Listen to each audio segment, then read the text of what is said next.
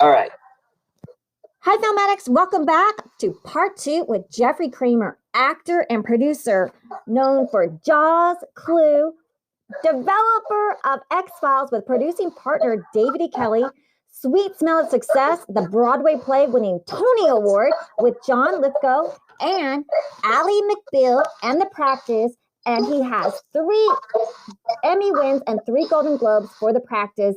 Oh my gosh, let's continue with this great conversation. Jeffrey, welcome back. Hi. Good to be back. Yeah. Part two. So we were talking about your shows, and you were talking to me about how you worked with David E. Kelley, The Practice, and how it was really important to have a time slot in a day. So like Saturday was a kiss of death, but you guys smashed it in the rankings. So I was wondering. Well, because David said, we just made the best show we could possibly make. And it just turned out that people came to it. It was that good.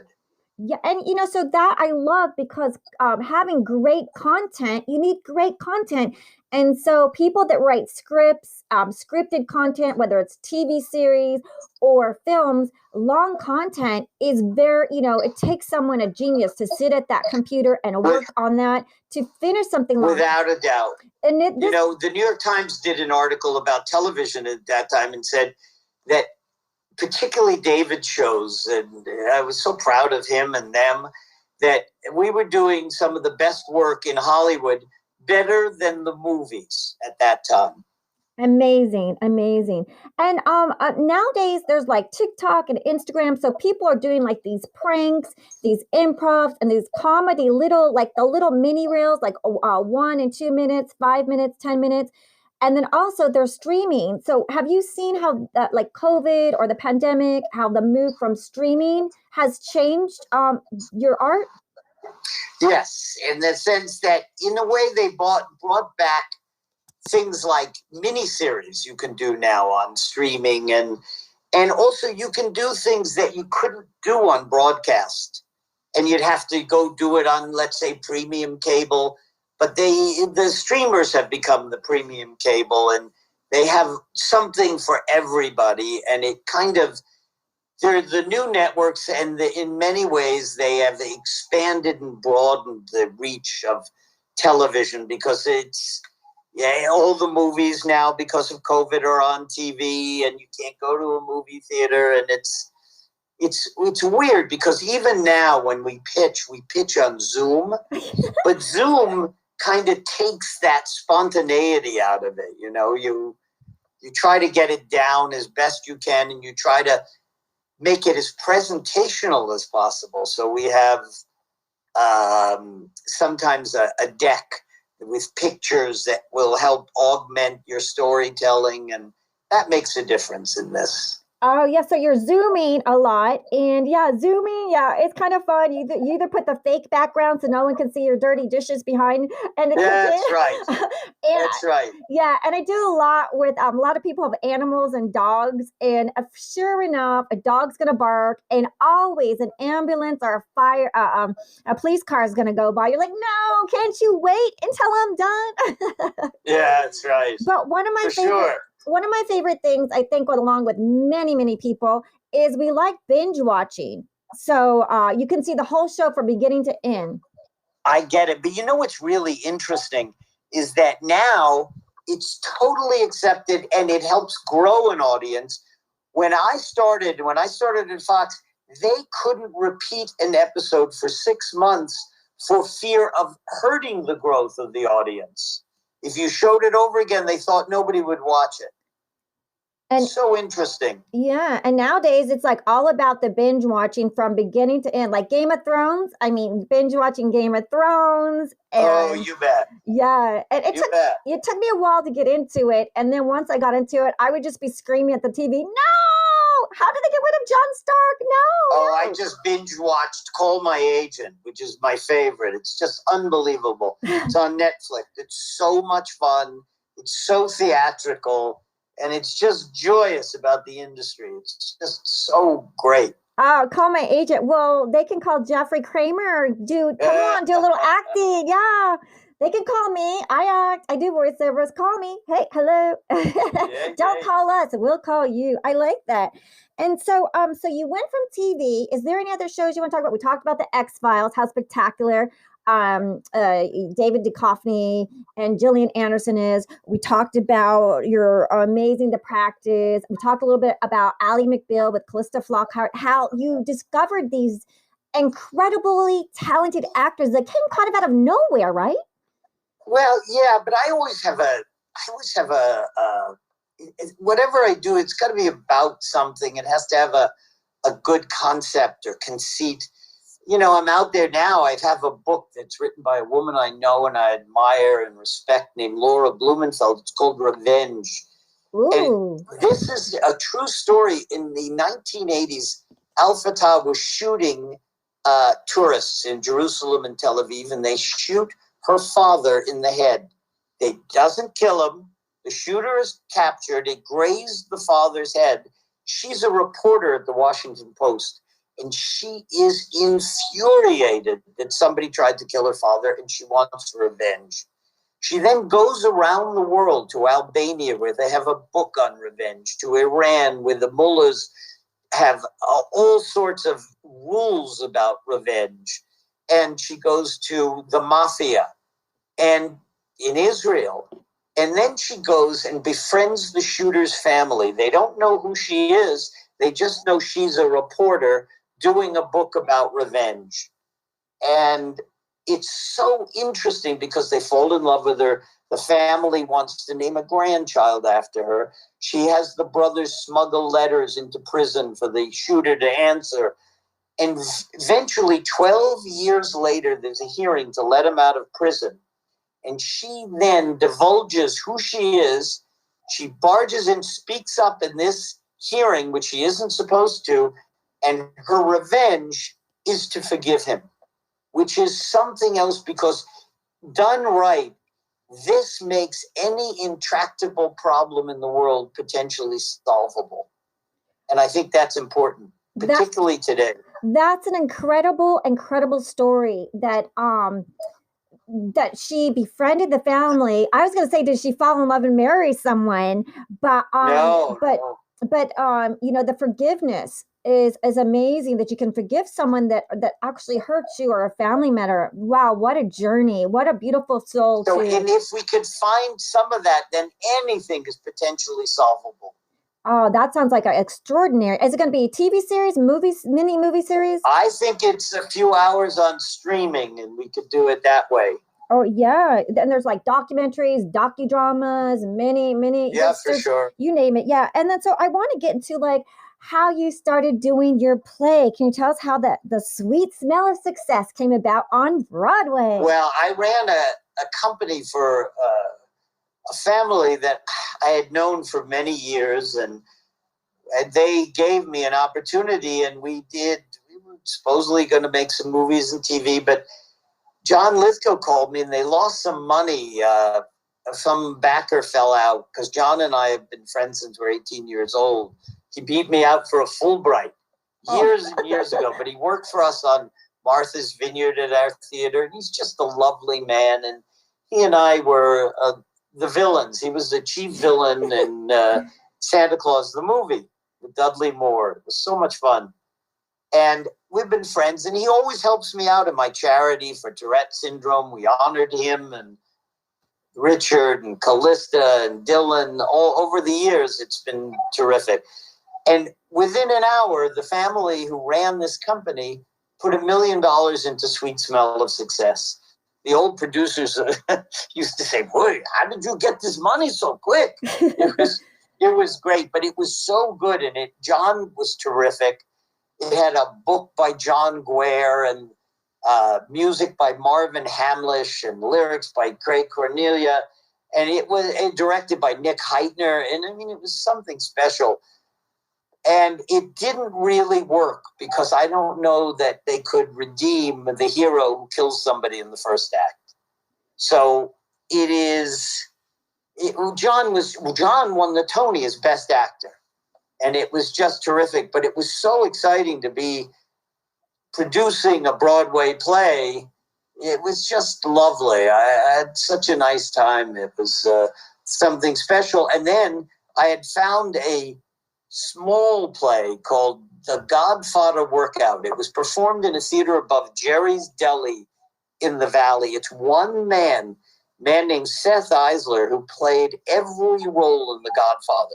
Played the head of the 7 families. He'd jump over tables. It was some tour de force. And we raised the money and opened it off Broadway. And unfortunately, Seth hurt his back. And we had an understudy do it. And the understudy, no one could do this as well as Seth. Oh, man. And it just didn't work. But we did it at the American Place Theater for Wynn Hanman, who was my acting teacher, and Kelly Gonda's acting teacher, who ran the company. And it was a labor of love. Wow. What was the Godfather? What's the name of that one? The Godfather, Godfadda workout. The Godfather workout. Well, you know what? I'd like to see that streaming or a play. Like, I think it's time for The Godfather. And I don't know if it's ever been filmed, but he was something else doing that show. Oh man. And wow. And speaking of sweet smell of success, and you're telling me the revenge story, so maybe you could have the sweet smell of revenge. Yeah, that would be nice. I gotta get Revenge made, though. That's what I'm working on now. I'm sure you will, because it sounds so fabulous and exciting, and our audience is cheering for you, and I'm sure our Film Addicts audience will you're very sweet. Oh yeah. And over the time, you work with people like I did Joe Dante and Alan Arkush's first movie called Hollywood Boulevard. Hollywood Boulevard, Joe Dante and Alan Arkush used to cut trailers for Roger Corman. So they made up this movie. We shot it in 10 days. John Davison produced it, who produced Airplane. And it was so much fun because 3 girls go to Hollywood to make it as an actress.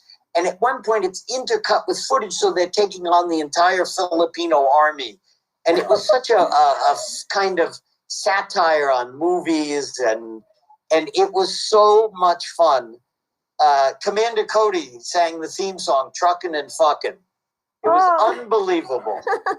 Well, we're going to have to do an R rating for this second part.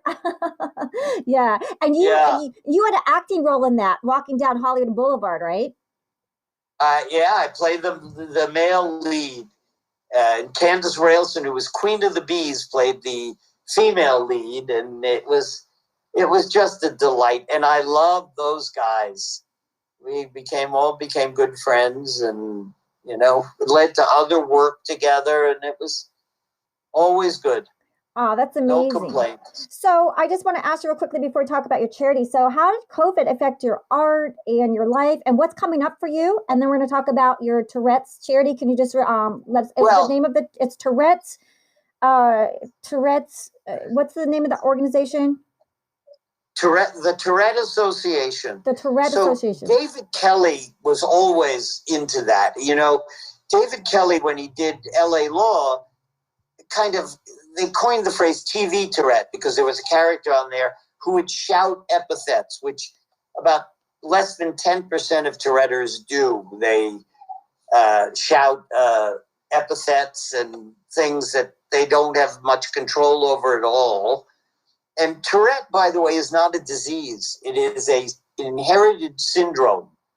And it's marked by facial tics, motor tics, vocal tics. And it's a big umbrella because I have great OCD. And I didn't realize I had Tourette until 2 of my sons out of my 3 were diagnosed with Tourette when they were young. And they had tough times, and we realized that it was all about self-esteem, and kids would make fun. They were the cruelest to other kids, particularly to mine. We once came up with an idea.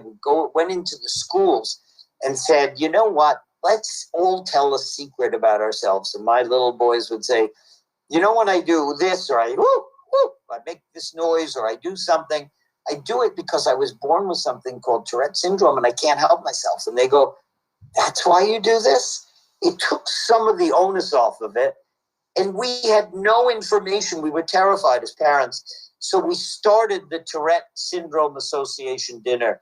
And the first year we ever did it, we did it at the Beverly Wilshire Hotel. And I had all the heads of the networks and the studios there.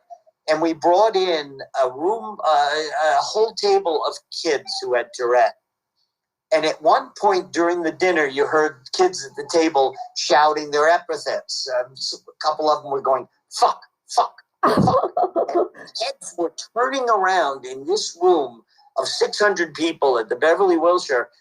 And I'll tell you something, at the end of 2 hours, everybody in that room understood Tourette a lot better than when they came in. That is so beautiful, and that you, protected your children, because kids are bullies, and there's a lot of online bullying. Oh, boy. And we did it on all of, David had a character do it. Peter McNichol on Ally McBeal had Tourette. And we had a real girl in Tourette. And David wrote an episode that I just loved. We used a real Touretteer, and they want to kick her out of the classroom because she's so noisy and obtrusive and took people's minds off of what they were doing.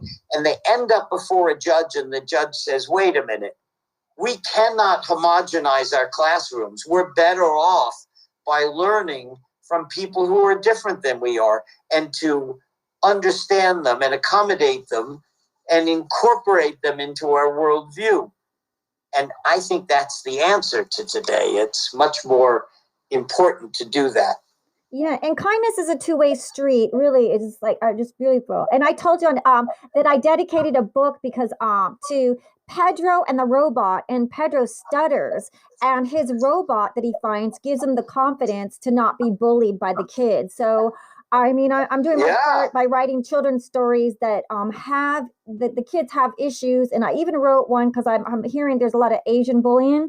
And Clever in the pirate ship, his best friend is Su Ling, and he takes her on this magical journey to cheer her up after crying after being bullied. So people like you are so fantastic. You're an actor, a producer. You do beautiful things in the world. You make great content, and you have this wonderful foundation where you protect your children and also, highlight and showcase and, try to give a view of what it's like having it, and like shining the light so people can understand it, and be open to just, let's just try to, like each other and accept each other, because we're all different. I have ADHD, dyslexia. We have so many things. But so I wanted to ask you as well. So what did you do during COVID? There's so many people that have been depressed, and I just want to know, how did it affect your life? And well, it's, I get it. It's how blessed am I that I have a home I can live in and I can work out. But I had asthma, so I was really afraid at the beginning to go out and do anything. Lifelong asthma, because you read about all this stuff. I luckily have just gotten, a week ago, got my second shot of Moderna. And, trying to do things from home is not nearly as productive. We haven't even been able to get back I can't get back in my office at CBS to clean it out. It's been closed. The lot has been basically closed for a year. Wow. And in mid-March, it'll be a year. No Price is Right? 16th. What? Yeah. And it's crazy, but it takes the spontaneity out of here. But you know what it does? It makes you look inside. It makes you kind of appreciate what you have, because it could always be worse. And every night when you look at the news, all you hear is how things are so terrible for so many, and how blessed that we could get through this and just survive it. And I am grateful. Gratitude is so important in this business. Years and years ago, I used to know George Clooney, and I'd spend time with him, and we had offices next to each other, right near each other. And he was just a lovely man, but he was grateful for what he had. And I just always admired that about him, and talented, but gratitude. And you know what? It's important that we pass it on, that we reach out to others and help those who need a little help. And, I always try to do that whenever you can. And because I was lucky and grateful for all that I have, and it's important. And I think that's my real lesson. And also learning some patience. I mean, I'm not a terribly patient man, but the pandemic forces you to somewhat be patient. You have no choice. Yeah, really beautiful. No wonder you're like everyone loves working with you, and you work with the best writers, the best producers. And I wanted to Oh, ask you're you, very sweet. yeah. So, did you bake anything? Did you cook? Did you do any motorcycling? Did you do Now, used to come home when they were children and say, "Where are we going to order from tonight, Dad?" I was a terrible cook. well, Terrible. so yeah, I so cooked eggs. here's some scrambled eggs. Here you go, kids. Right? Yeah. People Not go, good. Not good. yeah. People are like, you're Italian. Your mom cooks. Do you cook? I go, I can make a salmon Yeah. and some scrambled eggs for Yeah. you. So I want to know, is where can what's coming up for you so that our audience can keep up and see what's next? Is there something TV or film that you're working on that our audience can Well, keep up and you know, find I out? do some of these cons. You know, sometimes we get together and sign pictures for Jaws or Clue or Halloween. Halloween 2 I was in. And that's a lot of fun. And I have my youngest son is going to get married. So Oh, I'm going to, congratulations. two of the three sons live in the UK. My oldest son is a Dharma Buddhist teacher and mindfulness teacher, Jordan Kramer. He's really extraordinary and a great leader of that new American Buddhist movement. And my middle son is becoming a shrink and going to specialize in neurological disorders and Tourette in the UK. And my youngest son is a great salesman, and he is getting married to a wonderful girl, distant cousin of the Queen, and her great-grandfather was Bomber Harris, who ran the RAF in World War II. Oh, And wow. I couldn't be better. And if their mother were alive, she died about 11 years ago. If she were alive, wherever she is in this world, she's smiling. In the next world, Oh, she's yeah. smiling because they're doing well. Oh, how beautiful is that? And so your son's getting married, and a distant relative of the Queen. Oh gosh, hello. You're gonna have lots of Very, tea. very distant. You're gonna have some tea. You're gonna have lots of tea. And Yay. yeah, so soon you'll be able to fly to London as you have like the COVID shot. So that's good because you want it safe and healthy. So Oh, I hope so. yeah, and so just before we wrap up, is there anywhere where our audience can keep up with you or your stuff? You're at CBS, so it'd be announced on CBS, your TV shows and your films, right? Well, no, I'm not there anymore. I Okay. am now on my own, and it's this thing. And I have a big Southern soap we're taking out based on books with I'm the only man involved in this team of all women who I just adore. They're writing it, and it's based on books called Peachtree Bluff. And it's just extraordinary. It's a tale, it's a soap set in South Carolina. And it's just lovely. And these are extraordinary women. And hopefully we're going to sell it very soon and we'll get it made. Oh, so Peachtree Tales. Sounds like Housewives. Peachtree Bluff. You bet. And I'm gonna be watching that one. So Peachtree Bluff. Uh, Yeah, and then, I'm gonna have to nudge you. I have this kid story since you guys play villains. How to get off of Santa's naughty list. I think I want to talk to you about that. How to get off of Santa's naughty list. Uh-oh. Yeah, because Trouble. because you guys play villains, so who knows? But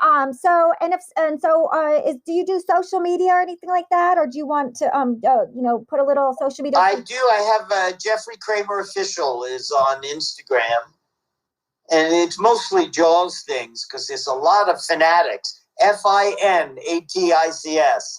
Fin addicts that love Jaws. Fin addicts. I love it. We got film addicts and fin addicts. Oh, so well, there's also a site called the Daily Jaws. It's on Twitter and on Instagram that I love. Oh. And actually, there's a guy named Matt Stapleton who's doing a graphic novel, comic book about Hendricks, which was my character. It's called Hendricks.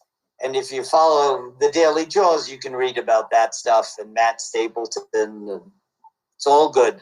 Oh, great. So, well, so before COVID, were you going to those like Comic Cons or those? I do it. There's I have an agent, Dominic Mancini. He handles a lot of people and signings, and at fullempireproductions.com promotion, sorry, fullempirepromotions.com, and they do signings all over the world. I'm supposed to do one in London in July if it happens, so we'll see. Oh, that'd be But amazing. it's really nice to talk to fans and meet them and talk to them one-on-one. It's just it just gives you great energy, and how nice the idea that people love this film 45 years later is just stunning. Yeah, because you have one of the most iconic and amazing directors, Steven Spielberg, who was born to direct. Just like when you see someone like a Steven Spielberg and Quentin Tarantino and my favorite Oh, you Fellini, bet. Federico And Steven is the Fellini. nicest man. I mean, he's just a nice human being and a good one, That's nice to and hear. very talented. Yeah, they just seem like they were born to direct, and I think you were born to act and produce because you produce You're very outstanding sweet. I'll do content. your show anytime. Yes, yes. We're so happy to have you. And so, Film Addicts, you can also go to Fin Addicts, that's an FIN, or the Daily Jaws, And he said, if it happens, you said London in spring is going to be the next signing. Not London at the end of July. End of July. And what is it called? That It's London Comic Con. London Comic Con, which Comic Con is so huge. And we love your character Hendrix and Jaws. We love Ally McBeal. We love The Practice. We love the X-Files. And you know what? We love you exactly how you are. And Marilyn, thank you, my dear. And it's been a real pleasure to have you on the show. I just want to thank everyone for listening. Thank you for listening to the show. You made us a top already in Apple rankings. And until next week, for next extraordinary, fabulous guest, I want to thank everyone. And I want to say thank you to Jeffrey Kramer.